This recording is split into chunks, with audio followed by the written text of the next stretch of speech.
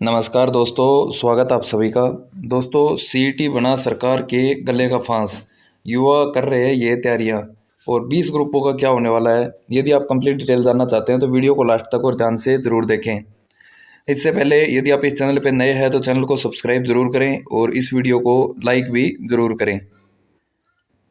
तो शुरू कर लेते हैं आज की वीडियो। सबसे पहले तो मैं आपको दिखा देता हूँ एक न्यूज़ क्या ही है, उसके बाद हम 20 ग्रुपों के बारे में भी चर्चा करेंगे।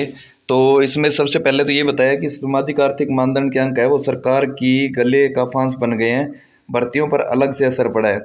यहाँ से लेके यहाँ तक अगर आप देखोगे तो पूरा डिटेल से ही दे रखा है कि पहले सरकार को कोर्ट ने सही ठहराया था, सराहना की थी, डबल बेंच नहीं। उसके बाद डबल बेंच ने इसको खारिज कर दिया, फिर सुप्रीम कोर्ट में गए, सुप्रीम कोर्ट ने बोल दिया कि डबल बेंच ने सही फैसला सुनाया है। फिर नायब सिंह सैनी जी हमारे मुख्यमंत्री, उन्होंने प्रतिपक्ष नेताओं, कांग्रेस नेताओं पर आरोप भी लगाए कि ये झूठी अफवाहें फैलाई जा रही है। तो मतलब उसके बाद ये बताया गया कि हम एक और विधेयक लाएंगे और इन नंबरों को बरकरार रखेंगे। कुछ इस टाइप की बातें चल रही है। बीच में कुछ युवा सीईटी क्वालिफाई की भी मांग कर रहे हैं कि ये क्वालिफाई होना चाहिए। तो इस तरीके से ये सारी चीज़ें इसमें दे रखी है। अब रही बात कि आगे अभी क्या होना है और क्या तैयारियां युवाओं की चल रही है, तो इसके बारे में यदि हम बात करें कि अगर सरकार ये कह रही है कि 5 नंबर के लिए हम दोबारा और कुछ करेंगे, तो सभी साथी लगभग जो लेने वाले थे वो भी अभी मेरे ख्याल से उनसे दूरी बनाने की सोच रहे हैं, क्योंकि अभी इतनी सारी दिक्कतें आ गई है। तो अभी 5 नंबर को रहने ही दो, इससे अच्छा मेरिट पे ही भर्तियों को होने दो। ये चीज़ें वो युवा कहने लग गए हैं जिनको 5 नंबर मिलते थे और 5 नंबर को बताना एक पक्ष में थे, और ये उनकी मजबूरी बन गई है। क्योंकि अगर वो बताने के पक्ष में अगर बोलते हैं कि सरकार को, तो सरकार जाएगी ये साल 6 महीने 2 साल पता नहीं कब तक और नई भर्तियां खिंच जाएगी।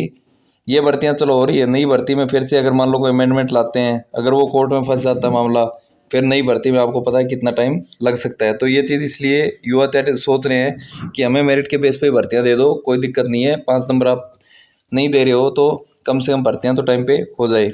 अब रही बात दूसरी 20 ग्रुपों की, तो 20 ग्रुपों से संबंधित एक चीज़ मैं बता देता हूँ। लगभग मैक्सिमम कैंडिडेट है उन्होंने क्या है रिव्यू के लिए अपील दायर कर दी है, और लगभग कैंडिडेट है वो पिटिशनर भी बन गए हैं।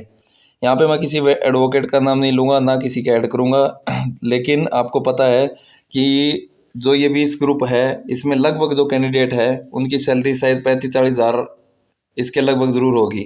तो अगर उनको 4-5 हज़ार रुपये अगर खर्चा करना भी पड़ जाए तो शायद उनके लिए ज़्यादा दिक्कत नहीं होगी, और मेरे हिसाब से उनको झिझकना भी ना पड़े, क्योंकि कोर्ट के फैसले का कोई पता नहीं होता कब क्या और कैसे आ जाए।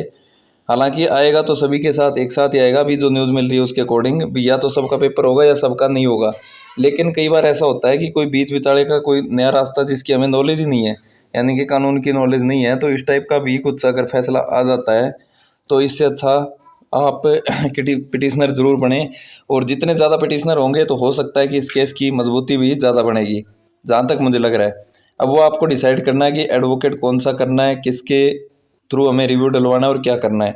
इसके लिए मैं आपको कोई भी राय नहीं दूंगा, लेकिन जहाँ तक मेरी नॉलेज में है, हमारे साथ जितने जुड़े हुए हैं लगभग कैंडिडेट 99% कैंडिडेट है वो पिटिशनर बन चुके हैं, और कुछ कैंडिडेट बचे हुए हैं तो वो तैयारियां कर रहे हैं।